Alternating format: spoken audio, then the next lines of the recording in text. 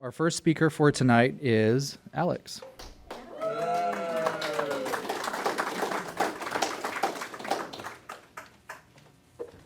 Hi, I'm Alex. I'm an alcoholic. Can you hear me okay? Does this thing work? Okay. Thank you for asking me to speak 5 seconds ago. Bear with me. I'm very grateful to be here. I'm a very grateful alcoholic. Welcome to the newcomers, and I really appreciate all the family that came out to support their loved ones. If you are here with one of your loved ones, give them a hug when you leave today, because I truly feel like we're lucky when we have that support. I don't really think, I never went to meetings with my family. I'll just put it that way. And if you can understand this disease a little bit better, I think that if you're coming from an outsider's point of view, you'll have a lot more compassion for people who have what we have. I'm a believer that if you are sitting in this room and you are sober, we do have that choice to pick up right now. But the difference between us and a normal person is that once we do pick up, we lose that choice. Anyway, I am born and raised in Las Vegas, Nevada. I wasn't born in a hotel. I came out okay. I was raised pretty fast. I went to nightclubs when I was like 15 years old and snuck out. And I mean, I was a pretty bad kid, but I did get into college. I went to USC. I somehow graduated from there too. And from USC, I did what everyone I knew was doing, and we all moved to Manhattan Beach. And so, and as you can imagine, it was a good party. I'll say that much. I had a lot of fun. I'm not gonna lie. I had a really, really, really good time, but I was always the last person to leave the party. I was always taking it to the next level. I never wanted to stop. There was definitely a difference between me and my peers, and I noticed that from a young age. I also notice now, too, that I've graduated from college, it's been some time, that a lot of the people who I went to school with, and we'd stay up all these nights, and, the sun would come up, and we'd see these people jogging down these streets, these other students, and be like, oh, look at that asshole, Like, what is he doing? And like, he's the weird one, and I've realized through the years that like that's not true. Like, people do study and go to sleep at normal hours. And I also noticed too, now that I look back, like all those people that I was really good friends with, half of them are sober, like really sober, and have some good time and are very successful. And the other half are not so much, but excuse me. Oh, I left my phone. I wanted to read something off of there, but that's okay. I've been in and out of this program, and I have a good chunk of time right now. I'm trying not to look at this by time, but I had about a year and a half, and I went out and drank for one night. And so since that one night, I have about 5.5 months now. So I'm really proud to have that back. Thank you. And I will say I did not come back into the rooms with the gift of desperation that I wish that I had after that one night, but I did hit an emotional bottom that was so hard, because that was the most time I had had since I was probably like in 8th grade of being sober, a year and a half. That was a long time for me. And but during that time, I learned a lot of tools, and I built a fellowship around me that, of people who I became closer with than I am with the friends I've had from college for, so many years. And I'm still very close with those people to this day. Let's see, where am I going with this? I guess I could talk about fellowship. That's what I'll talk about. Sorry. I didn't know what I was going to say when I got up here. I'm kind of just winging it. Okay. So Oh, thank you. Oh my gosh, thank you. Thank you very much. I have a really hard time being around normal people. Like, I cannot go to parties. I cannot be around alcohol. And I made the mistake in this relapse of convincing myself that I could be normal for one night. And yeah, exactly. Hilarious, right? Like, we know where this goes. And luckily, I was able to get out of it before it got worse. And I hit this emotional bottom where I was so depressed that I had lost that time, even though I've realized that, all we really have is today. And I try and focus on that every single day. But I had people like accusing me that I wasn't sober when I was sober. I kind of found out who my real friends were, and they really rallied around me. That's what I've learned from this program, is that you meet people who truly care and truly understand you. And I hope everybody can find that. So my friends rallied around me. I was really depressed. I kept going back to meetings, even though all I wanted to do was run for the door. But I was also so depressed, I knew that if drinking would only make me feel more depressed. So I kind of just stuck it out, and I kept going to meetings, and I raised my hand as a newcomer, and every time I did that, I felt like I was getting punched in the gut when someone was like, welcome. Like, I was like, I never left. Like, I was here yesterday. Like,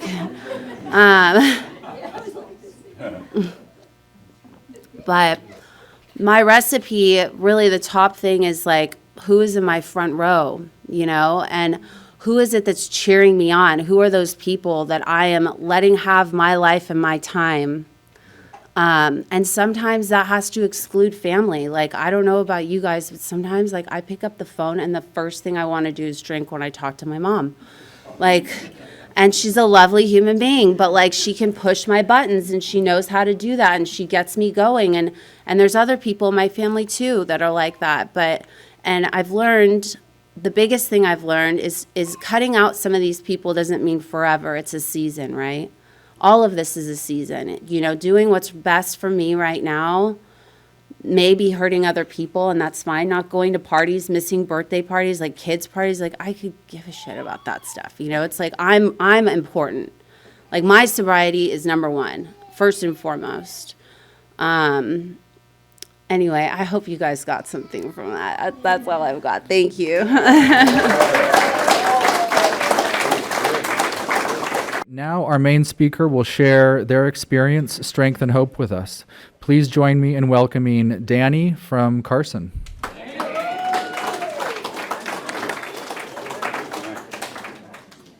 Lower your expectations. Hi, I'm Danny, and I'm an alcoholic. Whew. Anybody here ever been on a 5150?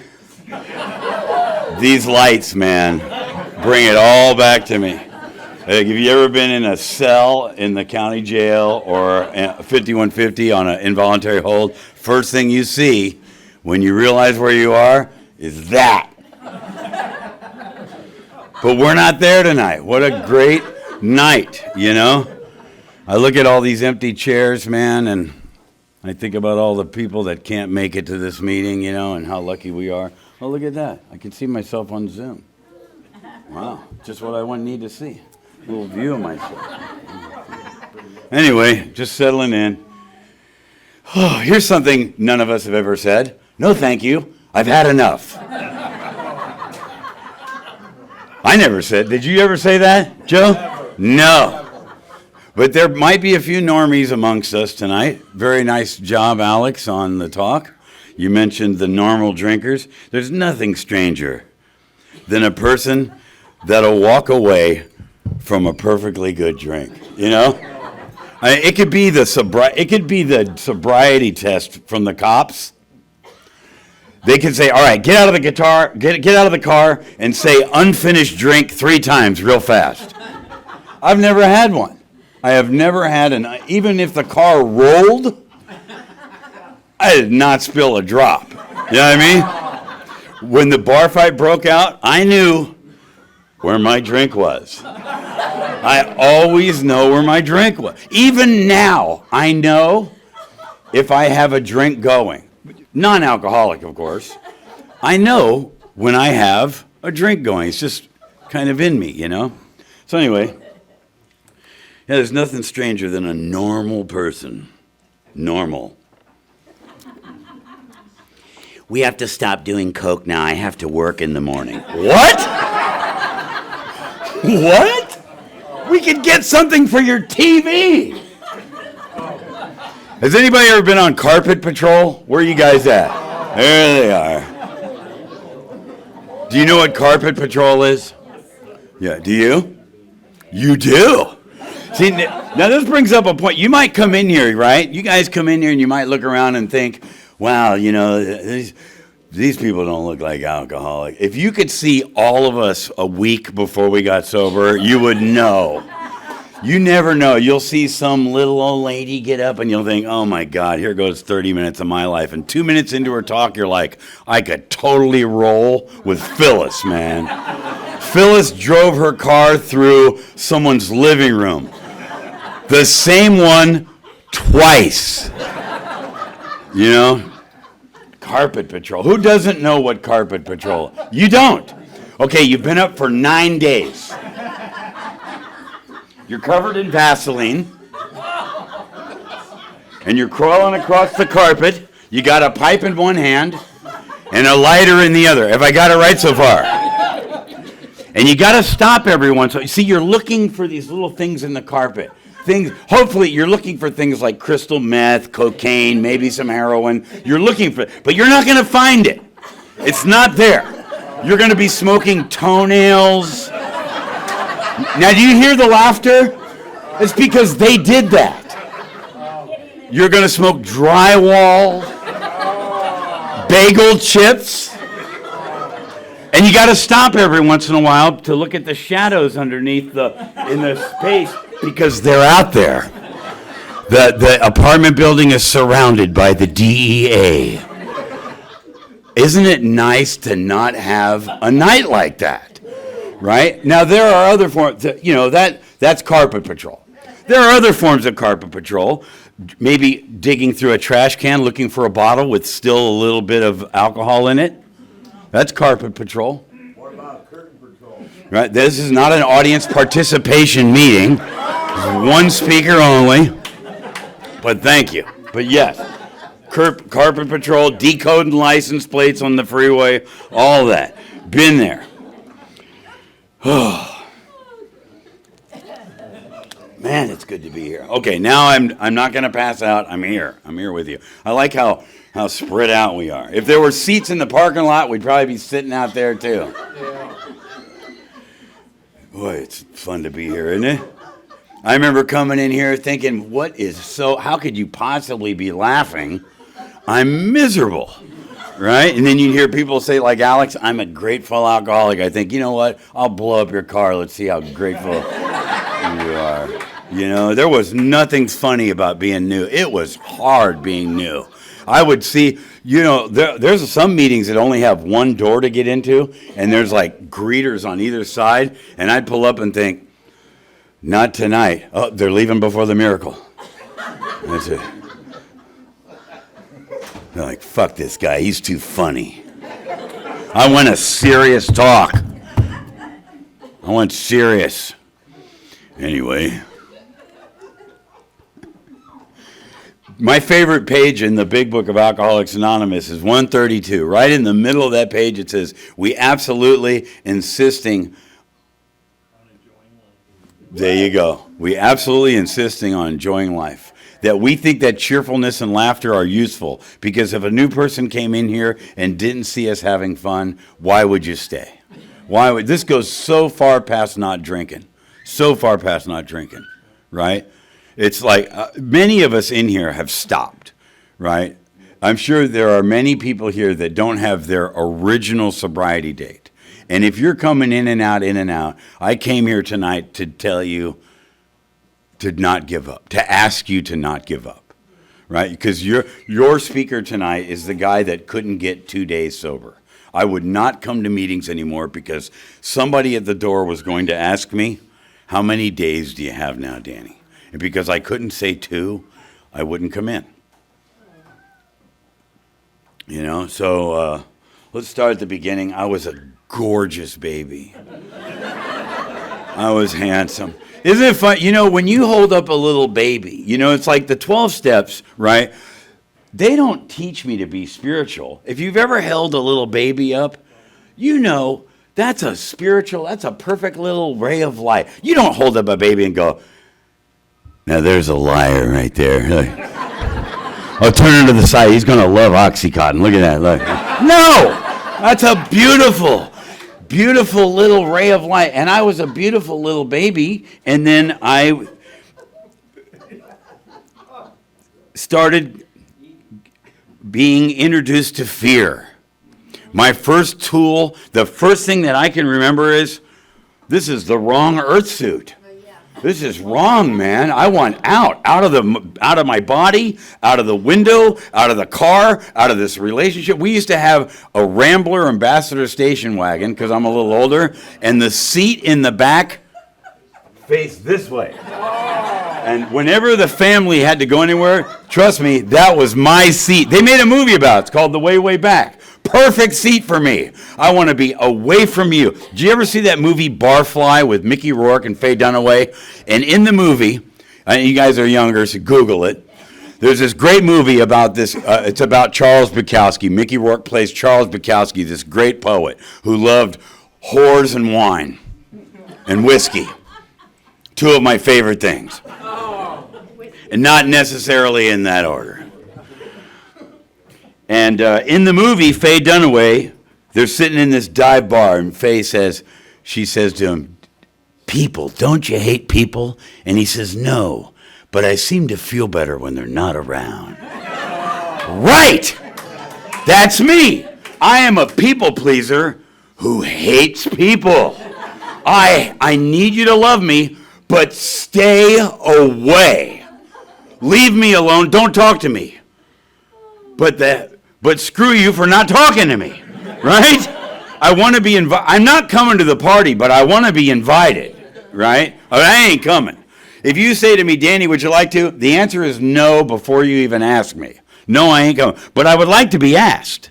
And so right away, my first tool for living was I wanted out away from you. Everybody seemed like they knew what to do, and I did not know what to do. My father was a colonel in the Air Force. We had this belt in my family that if you put your hand back there to block the belt, it became the belt buckle. And the belt came with things like, quit your crying, or I'll give you something to cry about. Some people should just not have children, you know? And we moved around a whole lot, and every time we'd move, they'd give you this index card, and the index card said, what do you want to be when you grow up? I never wrote carpet patrol on it.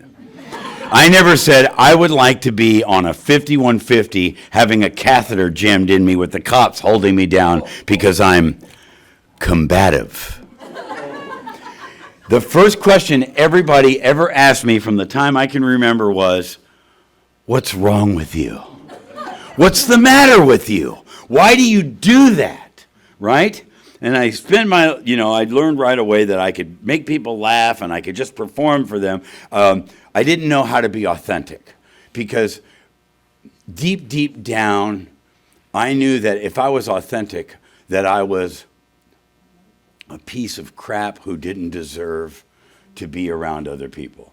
I was told, remember, we're the potential people. Remember how you were told all your life, you have so much potential. If only you'd apply yourself. You're the best blah, blah, blah we have here at this company when you show up. You have so much potential. I was potential boy. And when I was 10 years old, I sat behind some drums, and I could play them. And I knew what I wanted to be. I wanted to be the next Steve Ferroni, the next John Bonham, the next Gene Krupa, right? And so we kept moving around. And my second tool for living was I learned that if you hit somebody in the face hard enough, they'll agree with you or leave you alone. And those were the tools that I had for the first 12 years of my life. Run or fight. And when I was 12 years old, we were living in Washington, D.C. I was growing my hair out. smoking Camel cigarette, real cigarettes. What happened to the Marlboro man? He now has a man bun and drives a Prius. Remember the Marlboro Man sign on Sunset? Remember, we used to smoke non-filtered Camels, man. We'd roll Lucky Strikes up in our, we were tough guys, right? Smoking Camel cigarettes, and I walk out to this little abandoned baseball field. It's my first drink. This is where Bill starts his story in the book at his first drink. My first drink, I was 12 years old. Standing around, guys are passing this thing around, looked like a cigarette, but they were going. And you want to say, excuse me, what is that? But you can't say that, because then you'll know that I don't know, and you'll laugh at me, and I'll have to murder you. We are a group of people that do not like to be publicly humiliated, right? So they're passing this thing around, and somebody broke out a bottle of Boone's Farm strawberry wine. I know, this is South Bay. There, people are like, oh my, what is that? It's like gasoline. You could put it in a lawnmower and it'll run. As my sponsor would say, no grapes involved, right? Strawberry Boone's Farm wine. I drank I took it and I just knew to drink the whole thing, right? I drank the whole thing, and that thing happened. That thing happened that book talks about that separates me from the normal person who can leave a half-finished drink. It changed my perception of reality. Suddenly, I was funny, charming. I fit into my earth suit perfectly. I could talk with ease. It changed my perception of reality. Right? And then I threw up. I threw up like that kind of throw up, like my socks were going to come out. But I knew while I was throwing up, if I'm not dead after this, I'm doing this again. I felt like do you remember the first time you took a drink? Do you remember when that thing happened? The first time when you felt okay?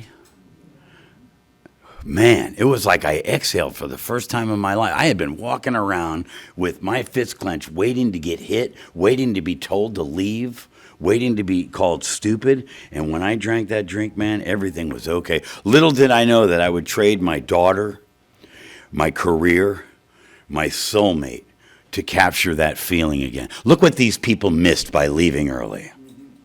I am waxing poetically right now. You know what makes me so fantastic is my humility. I'm kidding. Never leave a meeting if you're new. And you heard Richard, always thank the speaker. Whether you liked what they said or not, you're thanking the podium. You just stand up, say, how you doing, thank you. And even if you're a dude, you can give me a hug. I remember the first time I went to an AA meeting, right? It's always this, I'm skipping around. I went to my first meeting when I was 22 years old. I was living on the streets in San Francisco. I had holes in all my teeth, mats in my hair, right? And we used to have payphones. You guys, we used to have a machine you could call someone collect. And there was a bumper sticker in a payphone in Civic Center Park, and it had a sticker that said, do you have a drinking problem? Call Alcoholics Anonymous. So I called collect, and I was iodine color, right? Because I was a wino. I was living in the street. When all you do is eat and drink wine and live in the street, you've seen the color of a wino. It's almost the color of that chair. It's like a rust color, right? And I called this woman, and all I could say was, I just cried. And I can still remember, Alcoholics Anonymous, this is Judy. And she said, I was in Civic Center Park in San Francisco. She said, can you make it to Bush and Cough Street? Now, if you don't know San Francisco, it's 32 blocks or so at an incline like this. Now, I'll roller skate on the 10 freeway in the rain for a drink, right? But to a meeting, you hear these guys. I sponsor guys, man. I listen to their 4-step, and this guy came down a 19-story building with a plasma TV with one arm to go trade it for a teener.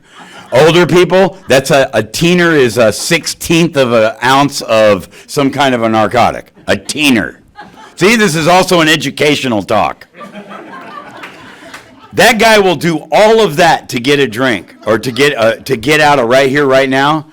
But when I say, have you read the doctor's opinion? He's like, dude, bro. Did you go to a meeting tonight? I don't know, man. The meeting's it's a mile away. Dude. That brings me back to something. See, it ain't about, maybe you've gone to a meeting and you've talked about things other than alcohol. I mean, when people say I'm an alcoholic and an addict, to me, it just sounds like I'm a carrot and a vegetable. If alcohol isn't a drug, what is it? Right? It's the same thing. Look, it ain't about up or down. It ain't about black tar heroin, Gilby's gin, methamphetamine, Oxycontin, Klonopin, Jack Daniels. It doesn't matter what it is. It's all designed to get me out of right here, right now. Because right here, right now, I'm terrified. I'm a loser. I'm a piece of shit. I'm judging how I feel to how you look, and I'm losing every time. Sorry about my foul language. I will try to curb that. So, anyway, for those of you listening on audio, I'm disrobing around.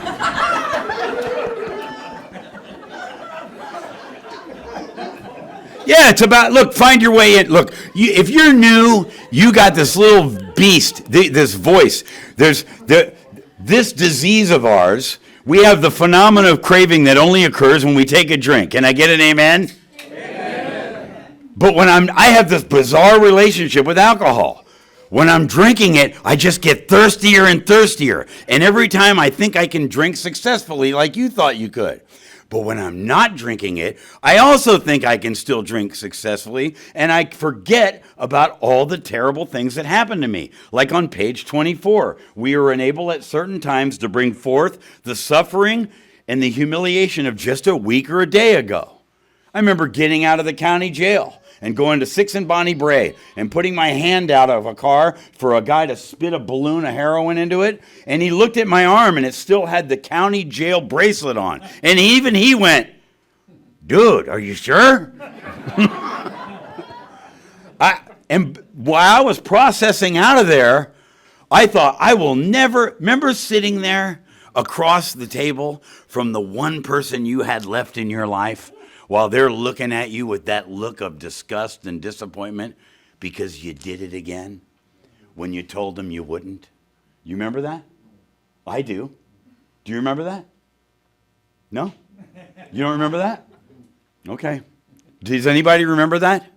Does anybody remember looking at on page 82 it says the alcoholic is like a tornado roaring through the lives of others, right? That I didn't mean to hurt the only person left on this planet that loved me. I meant it with everything in me that I said, I will not do this to you again. I promise I will not lose this job. I will not get evicted from this apartment. I will not cause another fight. I will stay sober. And I meant it. And when it happened, I just didn't understand why the heck is this happening. In the doctor's opinion, it talks about how we have an allergy and that it explained a lot. And what I was talking about is that maybe your thing wasn't alcohol, that you liked, fixing things that ain't broken, tweakers, right? Maybe you like, checking your pulse every hour and burning a cigarette down, right? Maybe you like checking all the way out. Whatever it is, find a way in. Because if you're new, you're going to go to meetings. If you're anything like me, we have this mental obsession. And somewhere in my lineage, we started calling the mental obsession the beast. The beast just sits there talking to you, right? I don't need this.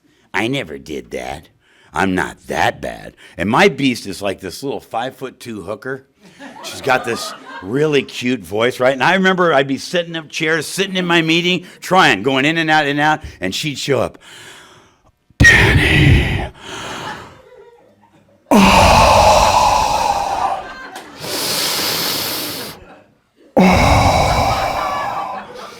Let's go get a Corona.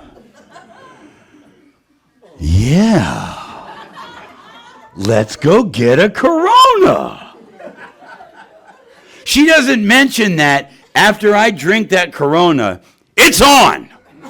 It's on. The job I have, I'm losing it. My kid's not going to see me again, right? I'm going to trade everything I have, including my integrity, self-esteem, the place I have to live, my job, my kid, for the next thing I can get in me so I can get out of right here, right now. Danny. Oh. Page 36. You guys know the story. Jim. Suddenly the thought crossed my mind that a little whiskey in my milk couldn't hurt anything. That's the beast talking to Jim. Jim. Oh. Whiskey in your milk, Jim. 6 lines down.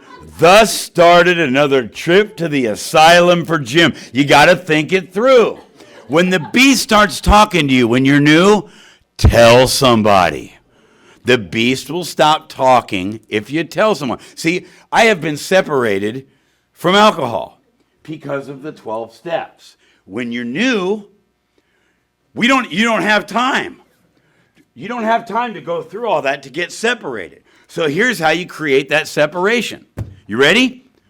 On page 30 of our book, it says where we learned we had to fully concede to our innermost self that we were alcoholic. If you go down a little bit, it talks about pitiful and incomprehensible demoralization. All the stuff that we did that I said I would never do for a drink. All the things that I did, ripped off people that I loved, hurt people that cared about me. I never wanted to do that, but I did that. So I write down a story. I call it my page story. Pitiful and incomprehensible demoralization. I write out this story and I give it a name, right? And the way that I started writing this, I was sponsoring a guy from Fresno. This guy was better looking than Antonio Banderas, man. He looked like Zorro. This guy was a gorgeous dude. And he was a good, hard-working guy, a good father and a husband. But Ernie had a little crack problem. And when he would use crack, and one day it led him to putting a knife up to a guy's, you know those guys that push that little cart for the ice cream? Yeah. This little old man was pushing a cart. And Ernie, in broad daylight, held a knife to his throat to get $50 to go smoke some crack. So he wrote that story out. And Ernie was staying at this place in North Hollywood called Cry Help. It is the last house on the block. It's not like Miracles on a Mansion on a cliff by the sea, right? Where they have the Maharishi doing yoga in the morning and Wolfgang Puck making the midnight snack. You know what I mean? No, this is the last house on the block. And when you're sitting in treatment, and you're sitting in sober living, and your head's just sitting there going, you know what? I don't want to go to group. I don't want to go to that meeting. I'm going to rip off the guy sleeping next to me, and I'm leaving. And we all have plans. Scott Redmond, a great speaker in AA, used to talk about, you would make a great pamphlet, Plans of the Newcomer. It would be great reading. We've heard them. We've sponsored them. What? You're moving in with them? Well, I think it's a bad idea. Well, you just met him Tuesday. But, we try. I get distracted. You say that moth. So anyway, where was I? Oh, the story. So Ernie wrote the story out, right? He wrote the story about how he took the knife from his family's kitchen counter, the knife that he had given his wife for Christmas, and went down and robbed this guy. And for 10 years, he couldn't have ice cream with his children without thinking about the eyes of that terrified old man. He couldn't look into the eyes of another older person. He couldn't, every time he walked into his kitchen, he couldn't look at that knife collection without thinking that. Now, that's a good thing. It's a good thing to remember that. So if you're new, right, you write out the story of something that happened to you. So here's how Ernie got separated from alcohol. Every time he would start thinking and having a bad idea, Ernie, let's go get some crack. Yes. Oh, yes. Bad idea. Just talking. Mental obsession. Just bad. You guys know what I'm talking about. We've all listened to that bad idea. Let's stop at the liquor store. Let's go to the Connections house and just say hi to his kids. I'm not going to buy anything. I'm just going to say hi to his kids. Okay, I'm just going to go past that one bar and just go past, and then you end up in there by listening to that, right? And so Ernie wrote that story out, and we gave it a name. We called it Ice Cream Man. And every time Ernie thought about leaving Cry Help, not going to a meeting, not doing his commitment, he would just text me the words, Ice Cream Man. And for that one moment, he was separated from the beast. So you can do that if you're new. Write out a story. Don't write it like you're trying to win a Pulitzer Prize. But don't just glaze over it either. Write it out and put the details in there. And then read it to your sponsor or read it to somebody. If you're staying in a sober living and treatment center, if somebody that you confide in, read it to them and have them tell you their story. And then you two guys, whenever some bad idea is going down, you can just say to them, Ice Cream Man, or whatever the name of your story is. And you can have that power, right? Because the beast don't like it when you tell somebody. Beast says, you know all those phone numbers you got in your phone you've been holding on to? Yeah, might be a good idea to get rid of them. You probably have them memorized. So anyway, how much time do I got, bro? I'm already down to 10 minutes? Maybe you got 11. 15 minutes. So anyway,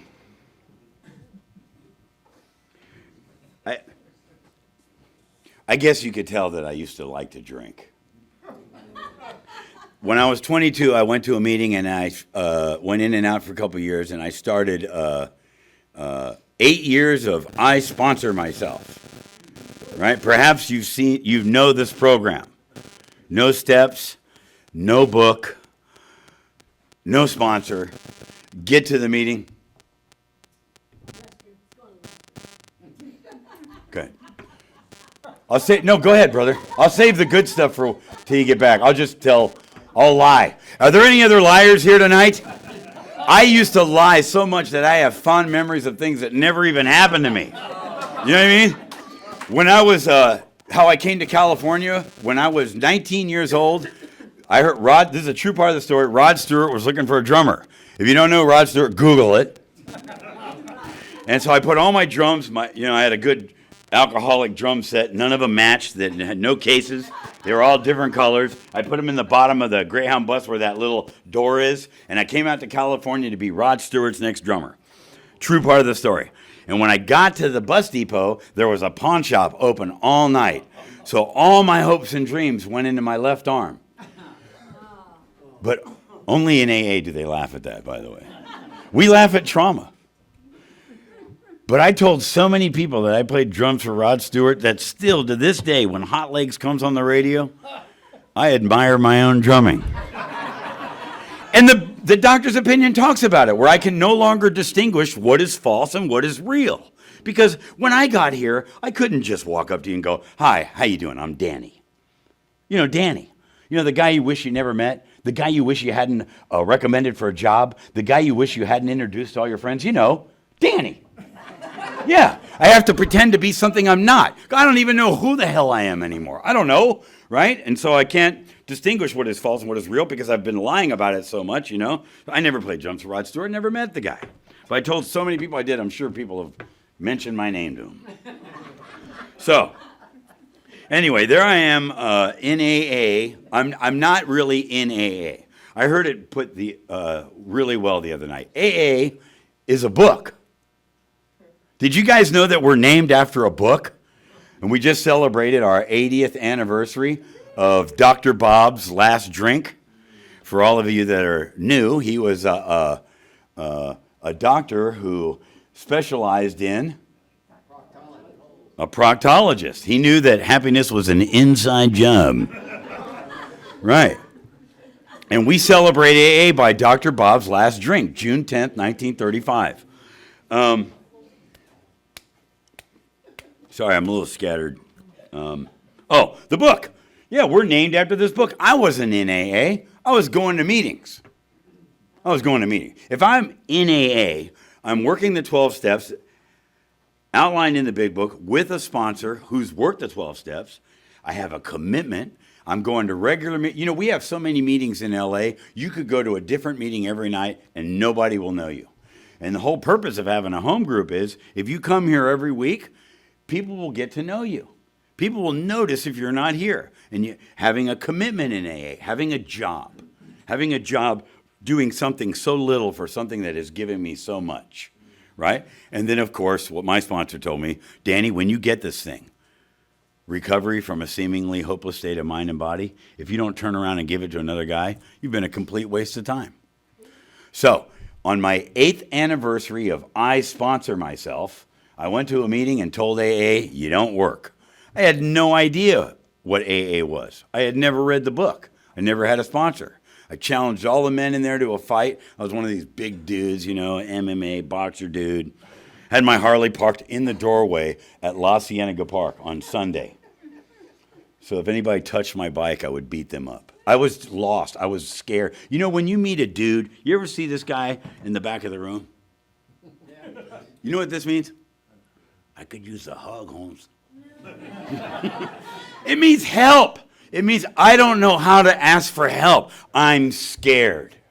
That's what it meant for me. I'm scared. I had no gentle male role model growing up. I have no idea how to be gentle, and I didn't know as a man that I could do that, right? So I went out, and for 15 years I stayed out. Now, fast forward, I'm not a drummer anymore. I'm a singer. I was in this fantastic band that if it wasn't for alcohol, you would know the band. But I showed up to a very, very big gig on Klonopin in Southern Comfort. Improperly named. No one was ever comfortable when I drank that, Joe. And so anyway, I was a singer at the time. I blew that band. I lost everything. And all I had was 4 things. A red-nosed pit bull named Brooklyn, a guitar, some hand tools, and a Honda Civic with no windshield. I was a catch. And I was living with this girl named Vicky Smart, she's passed away now. God bless Vicky.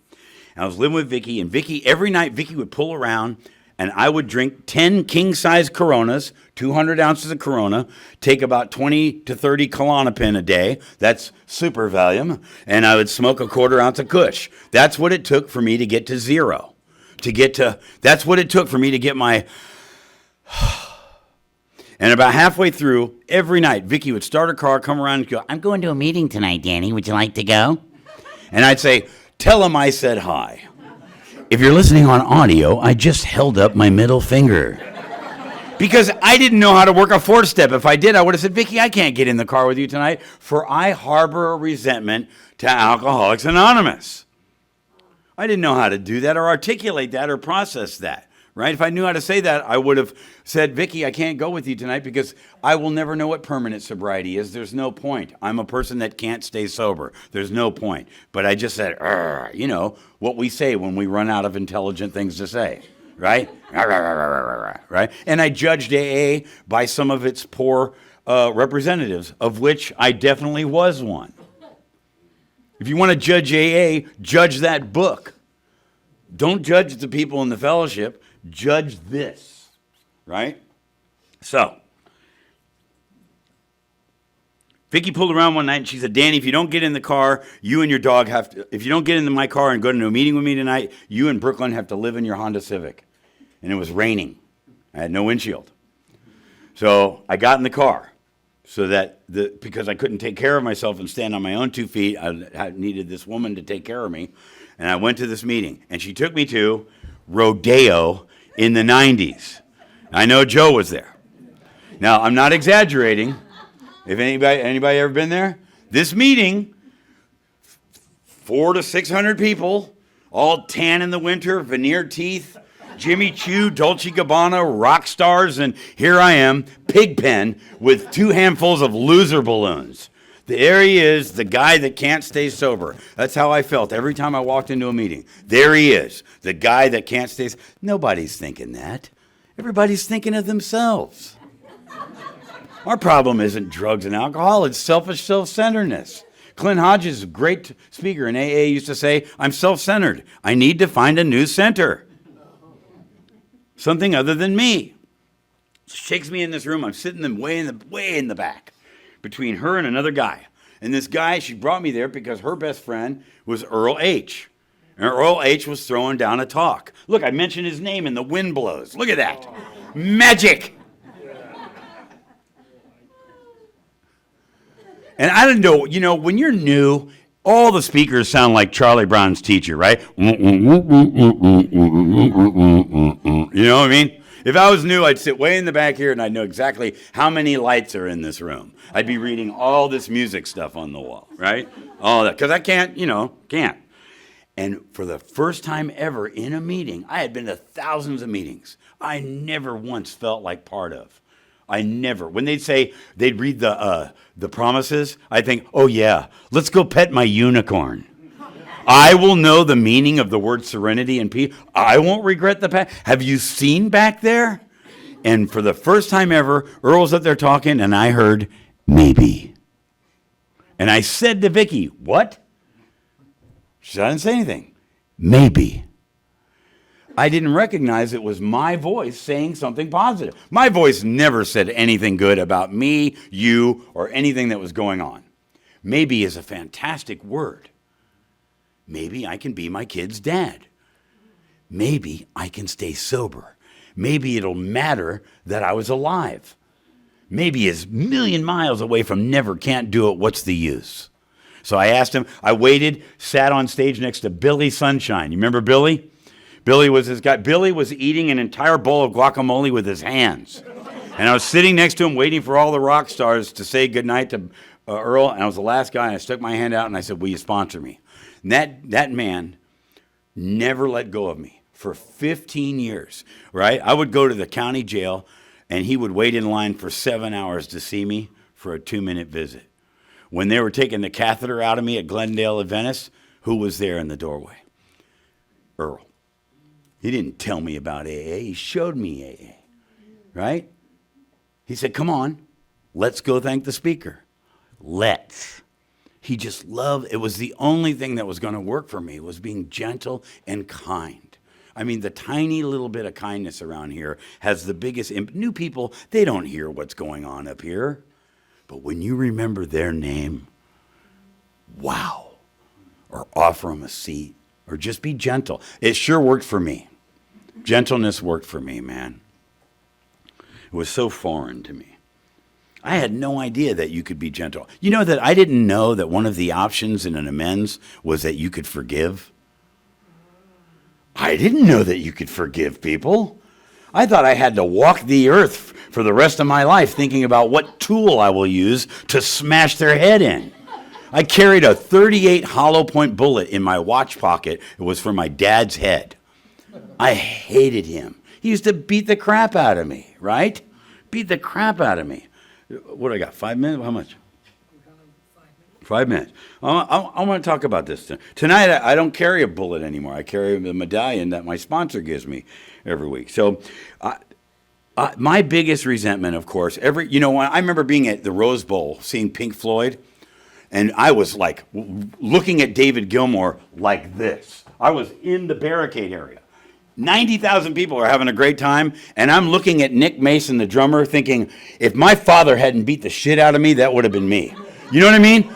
Everywhere I would go, the beautiful experiences were ruined by anger is punishment that I do to myself because of someone else's behavior.